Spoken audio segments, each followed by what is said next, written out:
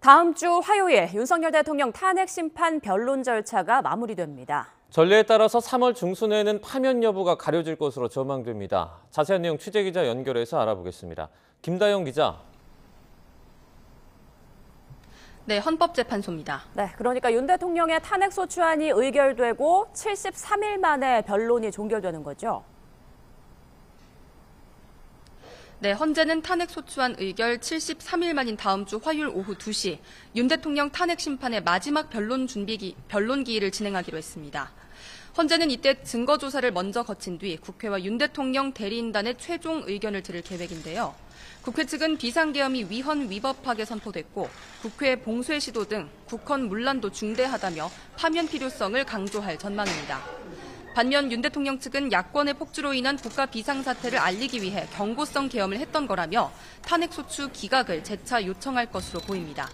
이후에는 이번 탄핵 심판의 당사자, 소추위원인 정청래 국회 법제사법위원장과 윤 대통령이 각각 최종 의견을 진술할 예정입니다. 변론 종결 이후의 절차는 어떻게 진행됩니까?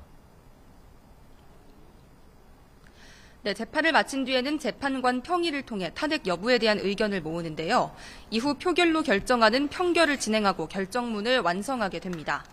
변론 종결 때부터 선고까지 2주가량 걸린 과거 사례가 있는 만큼 다음 달 중순에는 선고 결과가 나올 거라는 관측이 지배적입니다. 다만 마은혁 재판관 후보자가 선고 전 취임한다면 변론을 갱신해야 하는데 이 부분은 유일하게 남은 변수로 꼽히고 있습니다. 네, 어제 헌재에서는 늦게까지 증인 신문이 이어졌는데요. 관련 내용도 정리해 주시죠. 네, 먼저 한덕수 국무총리는 야당의 정부 인사탄핵 그리고 예산 삭감 등을 내세우며 윤 대통령의 계엄 이유에 힘을 실어줬습니다. 다시 증언대에선 홍장원 전 국정원 차장의 경우 비상계엄 당일 위치 추적, 즉 체포와 검거 요청을 받은 것이 사실이라고 주장했는데요.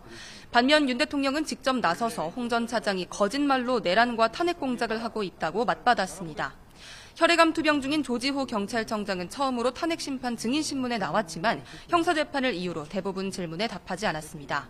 이로써 헌재는 지금까지 모두 16명의 증인 신문을 마쳤는데요. 엇갈린 증언 속에 헌재가 누구의 발언에 무게를 실을지 관심이 쏠립니다. 지금까지 헌법재판소에서 전해드렸습니다.